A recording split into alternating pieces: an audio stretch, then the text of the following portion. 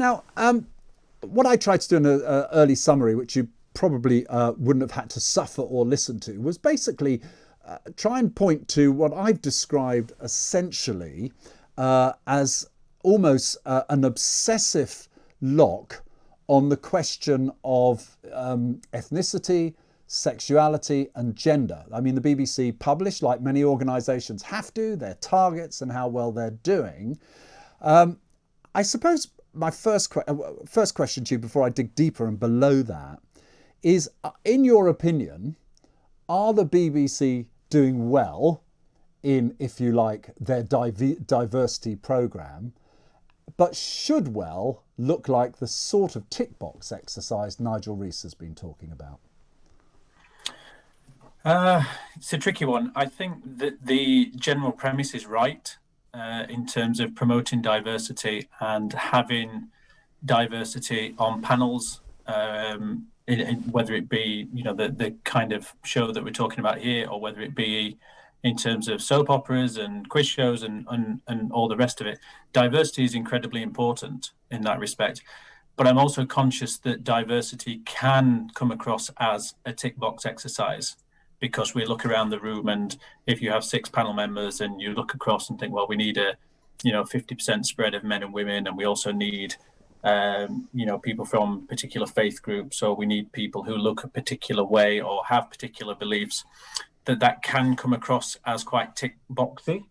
But the general premise itself, I agree with absolutely, yes. The thing I would suggest, and I've learned this in politics with nothing to do with diversity, but the minute you introduce a target, however noble or well-intentioned, that drives a sort of bureaucratic process that can be nonsensical and often lead to unintended consequences. Let me give you an example. So, for example, generally, there is an assumption on BBC TV that the audience of the BBC is actually quite elderly.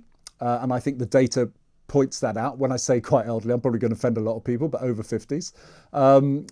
And Justin Webb, of course, from Today programme, he pointed out in following John Humphrey's resignation that there was this focus on both diversity and younger people, to the point that people who would pride themselves on their diversity credentials were being actually ageist. And they were knocking out older people, both internally in staff and in some of the shows and programmes. I mean, that's a perverse consequence, isn't it? Yeah, and I think, but at the same time, I think that it becomes a point where there are certain ways of doing things that just become normalised, don't they? So we expect to see, if you turn on Match of the Day, for example, in days gone by, years gone by, it was absolutely fine to find, 3 or 4 probably white men of a particular age talking about football. And so you can understand the drive, therefore, to think, well, that is not representative of the game. It's not representative of our audience, and therefore we need to make a change. But the backlash for that change has been immense among certain portions of that watcher community. It's woke this, and it's all in the name of diversity. And what right does that person to talk about, this particular game or that particular version and this, that, and the other? And I think the importance here is that you kind of challenge in those viewers, to take that normalization away and to create a new normal, if we're comfortable with that kind of terminology, and to give people time to reflect and change, say, well, actually that change in voice is not necessarily a wrong change in voice, but it is a different voice nevertheless, and that we value the difference that, that these diverse voices bring to that equation. Might not be the opinion you used to, and it might not be the voice that you used to, but they offer something they offer something legitimate in their own right anyway. When we come to the question of diversity, a point I was making earlier was that the focus on gender, ethnicity, sexuality has been argued by people who've left the BBC and been there for many, many years, has been the focus, when actually one of the big problems in the BBC for them is that they have staff and presenters who come from quite a relatively small clique, a middle class, well-educated, narrow university. I'm not quite sure what they mean by narrow university, maybe Russell Group, I don't know. And that whilst it's led to some conflicts and tensions because they're considered as being out of touch, but that is where they should be much more diverse, representing different parts of the country, people with different backgrounds, different educations, because then they will be truly representative, wouldn't they? Is that a failing of the BBC?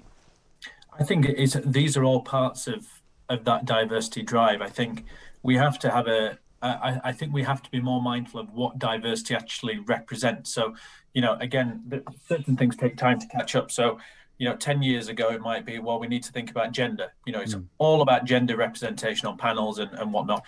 And now, probably within the last 24 months, people are starting to talk about race a little bit more. And then, we'll start to think, well, where does sexuality fit? Where does disability fit within all of this?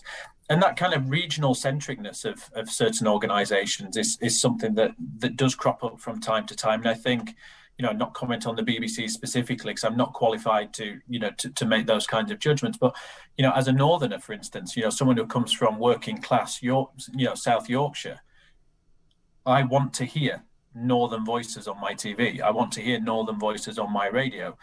In a way, I'm probably less concerned about, the gender of the person that's speaking about it. If it's on my radio, I don't get to see people, so I'm not immediately, their ethnicity doesn't immediately, smack me around my face. So it's what I'm listening to.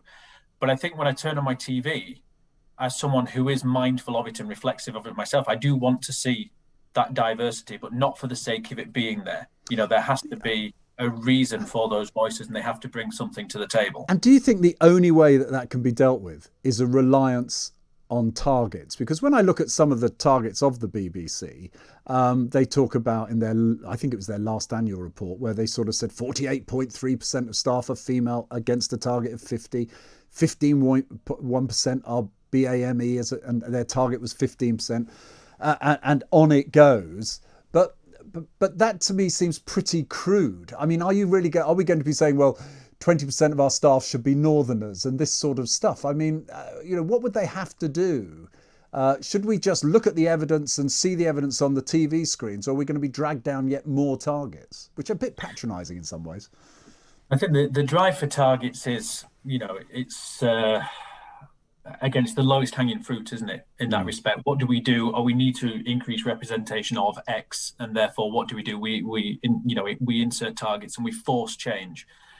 Forcing change where change is needed is fine, but at the same time, as we say, most people are not stupid.